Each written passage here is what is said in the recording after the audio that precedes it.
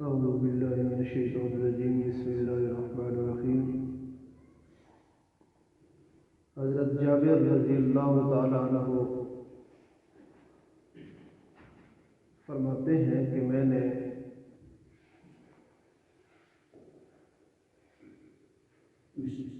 ایک مرتبہ حضور صلی اللہ علیہ وآلہ وسلم کا روزہ افطار کرنا چاہا۔ مجھے اپنی گھر والی نے حکم دیا کہ جاؤ آج حضور صلی اللہ علیہ وآلہ وسلم کو بلا کے لاؤ، ان کا روزہ افطار کرواتے ہیں۔ تو حضرت جابر رضی اللہ تعالیٰ عنہ حضور صلی اللہ علیہ وآلہ وسلم کی بارگاہ میں گئے تو صحابہ کی مجلس لگی ہوئی ہے اور حضور صلی اللہ علیہ وآلہ وسلم صحابہ کے درمیان موجود ہیں۔ اب حضرت جابر رضی اللہ تعالیٰ عنہ سب کے سامنے بھی نہیں کہہ سکتے کیونکہ اتنا کھانا نہیں ہے، افطاری کا اتنا سامان نہیں ہے۔ حضرت جابر کی بیوی نے بولا کہ جاؤ صرف حضور صلی اللہ علیہ وآلہ وسلم کو دعوت دے کے آؤ، اور وہاں جاتے ہیں دیکھتے ہیں کہ حضور صلی اللہ علیہ وآلہ وسلم کے ارد گرد صحابہ کرام کی مجلس ہے۔ اب کیسے دعوت دوں کہ یا رسول اللہ آپ میرے گھر افطاری کے لیے تشریف لاؤ؟ تو جا کے کان کے اندر بولتے ہیں، حضور صلی اللہ علیہ وآلہ وسلم کو کان مبارک کے اندر جا کے بولتے ہیں کہ یا رسول اللہ آج ہم نے آپ کی افطاری بنائی ہے، آج آپ نے ہمارے گھر افطاری کرنی ہے۔ اب دعوت دیکھیں اور حضور صلی اللہ علیہ وآلہ وسلم کا کام چیک کریں۔ دعوت کان کے اندر ہو رہی ہے کہ یا رسول اللہ آج آپ کی افطاری بنائی ہے، بس تھوڑی سی ہے، ایک دو آدمیوں کا کھانا ہے اور افطاری ہے۔ تو حضور صلی اللہ علیہ وآلہ وسلم نے 1500 صحابہ میں اعلان کر دیا، آؤ بھائی جابر نے کھانا بنایا ہے۔ حضرت جابر بھی جانتے تھے کہ اگر میں دعوت دے دوں سارے کے سارے چلے آئیں گے، اور حضور صلی اللہ علیہ وآلہ وسلم نے دعوت دی تو ذمہ دار بھی حضور صلی اللہ علیہ وسلم ہوں گے۔ اب دیکھیں نا، وہ تو کہیں گے کھانا پورا نہیں ہوا تو جابر کہیں گے بھائی میں نے دعوت نہیں دی تھی، حضور صلی اللہ علیہ وسلم نے دعوت دی ہے سب کو تو کھانا بھی وہی پورا کرے۔ میں نے صرف حضور صلی اللہ علیہ وسلم کو کان میں دعوت دی ہے، انہی کا ایک دو آدمیوں کا کھانا بنا تھا، آپ دعوت آگے دیے تو پورا بھی وہی کرے۔ لیکن حضور صلی اللہ علیہ وسلم جانتے تھے کہ اب میں نے ایک آدمی کو یا دو کو ان میں سے چن کے تو نہیں لے جانا نا، اب لے کے جانا ہے تو سب کو لے کے جانا ہے، اگر چھوڑ کے جانا ہے تو سب کو چھوڑ کے جانا ہے، لیکن حضور صلی اللہ علیہ وسلم چھوڑ کے جانا ہی نہیں چاہتے۔ حضور صلی اللہ علیہ وآلہ وسلم 1500 صحابہ میں اعلان کرتے ہیں، آؤ بھائی جابر نے آج افطاری سامان بنایا، افطاری کرتے ہیں۔ سارے اٹھ کھڑے ہوئے، حضرت جابر رضی اللہ تعالیٰ عنہ کے پاس جاتے ہیں، بیٹھ جاتے ہیں، افطاری لگ جاتی ہے، جتنا بھی کھانا ہے ایک کا ہے دو کا ہے وہ آگے لے آتے ہیں، حضور صلی اللہ علیہ وسلم کے آگے رکھتے ہیں۔ اب ایک اس کے اندر ایک اور پوائنٹ ہے وہ میں آپ کو بتانا چاہتا ہوں کہ ایک آدمی کا کھانا یا دو کا کھانا 100 پہ یا 1500 پہ پورا کر دیں وہ حضور صلی اللہ علیہ وسلم کا معجزہ ہے۔ میں معجزے کی بات نہیں کر رہا، میں خلوص دل کی اور حضور صلی اللہ علیہ وآلہ وسلم کی صحابہ کرام کے ساتھ محبت بیان کر رہا ہوں۔ اور حضرت جابر رضی اللہ تعالیٰ عنہ کا جو دعوت ہے اس کے اندر، دعوت کے اندر جو خلوص ہے وہ آپ کو بتا رہا ہوں۔ اب حضور صلی اللہ علیہ وآلہ وسلم چاہے ایک پیالی دودھ کی ہو یا پانی کی ہو، وہ 1500 پہ یا 700 صحابہ کرام پہ تقسیم فرما دیں اور سب پیٹ بھر کے پی لیں، وہ ایک الگ بات ہے۔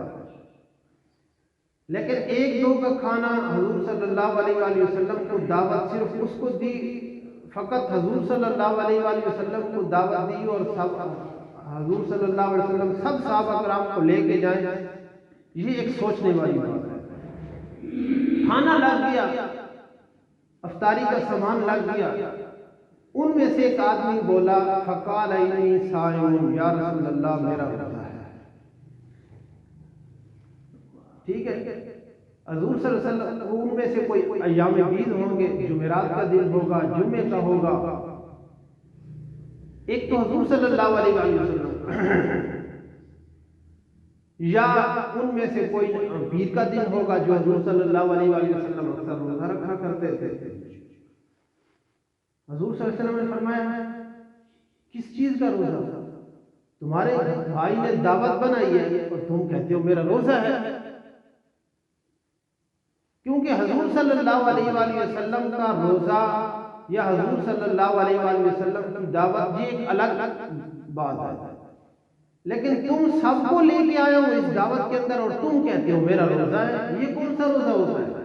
حضور صلی اللہ علیہ وسلم نے فرمایا فَلْيُفْطِرْ، حالانکہ روزے سے ٹائم رہتا تھا. حضور صلی اللہ علیہ وسلم نے فرمایا افطار کر. اب اس کے اندر حدیث کے اندر آخری الفاظ بھی میں آپ کو سنانا چاہتا ہوں کہ میں نے یہاں پر حدیث کیوں بیان کی ہے. حضور صلی اللہ علیہ وسلم نے فرمایا کہ اگر تمہارا روزہ آپ نے رکھا ہے فرض روزہ نہیں ہے، یہ یاد رکھیں کہ میں فرض روزے کی بات نہیں کرتا. فرض روزہ نہیں توڑنا، کہیں ایسا نہ ہو کہ آپ کل کو جا کے کسی کی دعوت پہ جائیں اور دعوت میں سے کچھ ٹائم رہتا ہے روزے میں تو آپ افطار کر لیں. فرمایا قاری صاحب نے ہمیں یہ سبق دیا.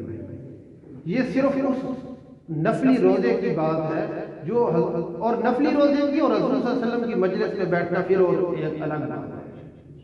اس کے بعد میں ایک اور حدیث بھی سنانا چاہتا ہوں جو حضور صلی اللہ علیہ وسلم کے ہاتھ کے اندر شریعت ہے، وہ جیسے کرنا چاہیں کر سکتے ہیں. یہ ہماری اور تمہاری بات ہے، کیونکہ وہ حضور صلی اللہ علیہ وسلم کے صحابہ کرام تھے، وہ سامنے بیٹھے تھے. وہ حضور صلی اللہ علیہ وسلم محبت کی وجہ سے جس طرف شریعت کو موڑنا چاہے موڑ سکتے ہیں. آج ہم نہیں موڑ سکتے. یہ نہ کہنا کہ قاری صاحب اس طرح کہہ رہے ہیں کل ہمیں بھی 1 گھنٹہ رہتا ہو دعوت میں سے تو پھر کھانا ٹھنڈا ہوگا تو ہم بھی افطار کر لیں گے. ایسا نہیں. وہ جمعرات کا یا جمعے کا حدیث کے اندر الفاظ ہے یا پیر کا دن ہوگا جو انہوں نے ثواب کے لیے روزہ رکھا. حضور صلی اللہ علیہ وسلم نے فرمایا فَلْيُفْطِرْ، افطار کر دو. ٹائم نہیں دیکھا، روزے کا ٹائم نہیں تھا. حضور صلی اللہ علیہ وسلم نے فرمایا تمہارے بھائی نے تمہارے لیے کھانا بنایا اور تم ادھر آ کے کہتے ہو میرا روزہ ہے. فقال انی صائم، کون سا روزہ؟ افطار کر دو. انہوں نے فوراً افطار کر دیا اور وہاں پر کوئی حد بھی نہیں لگی کہ حضور صلی اللہ علیہ وسلم نے فرمایا تم نے 1 گھنٹہ پہلے افطار کیا تمہارے اوپر 60 مسکینوں کا کھانا ہے، یہ تم 2 مہینوں کے مسلسل لگاتار 60 روزے رکھو گے. نہیں، وہاں پر حضور صلی اللہ علیہ وسلم سامنے بیٹھے تھے. اس کے اندر آخری الفاظ پھر میں آپ کو بتانا چاہتا ہوں. حضور صلی اللہ علیہ وسلم نے فرمایا اگر کسی شخص کو بھی تم میں سے روزہ ہے اور تمہارے بھائی نے تمہارے لیے دعوت کی ہے تو روزہ افطار کر دو. نفلی روزے کی بات کر رہا ہوں. اس کے بدلے میں روزہ رکھ لینا لیکن مسلمان بھائی کا دل نہ توڑنا.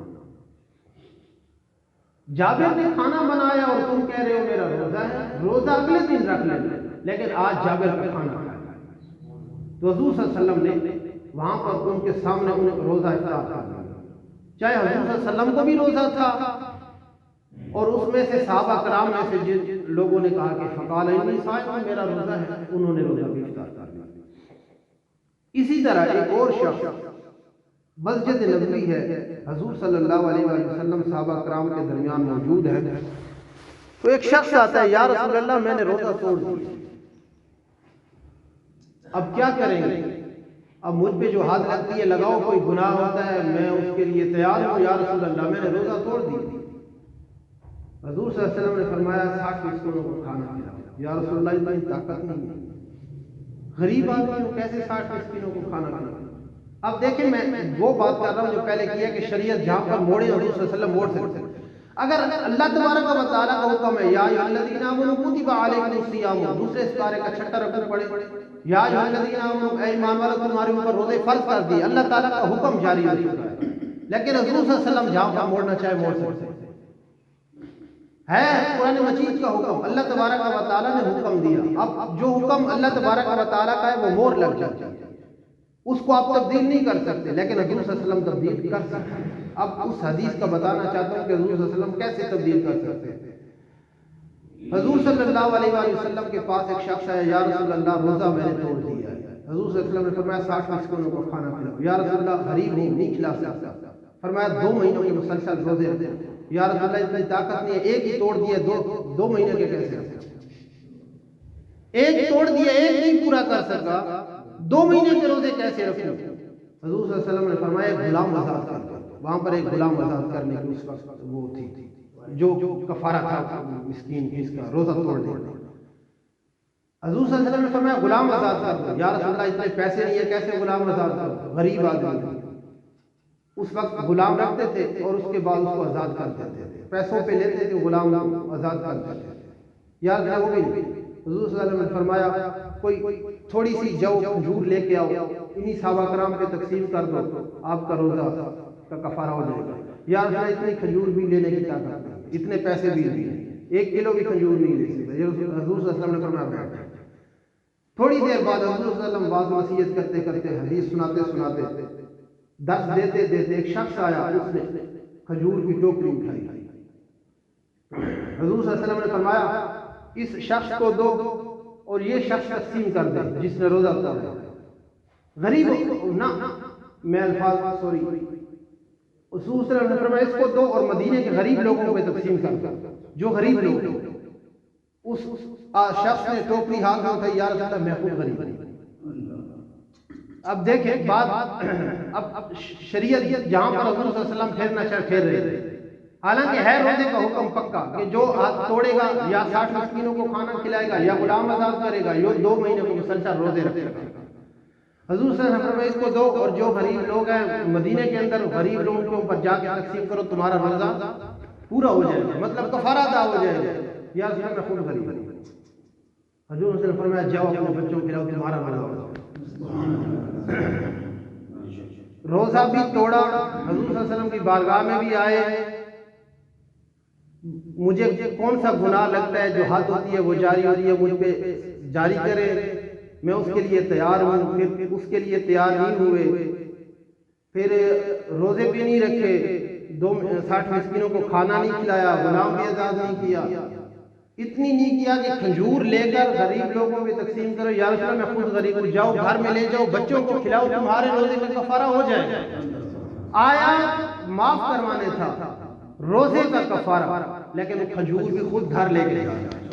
یہ حضور صلی اللہ علیہ وآلہ وسلم کی صحابہ کے ساتھ محبت ہے جو میں آپ کو بتانا چاہتا ہوں۔ حضور صلی اللہ علیہ وآلہ وسلم اگر ایسا کرنا چاہے کہ صحابہ کرام کو گناہ کے بجائے اسی کو نواز دے، گھر چلے جائے۔ حضور صلی اللہ علیہ وسلم کے ہاتھ میں شریعت ہے، ورنہ کہہ دیتے نہیں آپ جاؤ بھائی، روزہ نہیں، آپ کا کفارہ نہیں ہوتا، جاؤ 60 مسکینوں کو کھانا کھلاؤ یا روزے رکھو یا غلام آزاد کرو، اس کے علاوہ کچھ بھی نہیں ہے۔ اگر حضور صلی اللہ علیہ وسلم کے ہاتھ کے اندر جنت ہے، اگر وہ جس صحابہ کرام کو یا جس شخص کو دینا چاہیں گے، اللہ تبارک و تعالیٰ سے دعا ہے کہ اللہ تبارک و تعالیٰ ہم سب کو عمل کی توفیق عطا فرمائے۔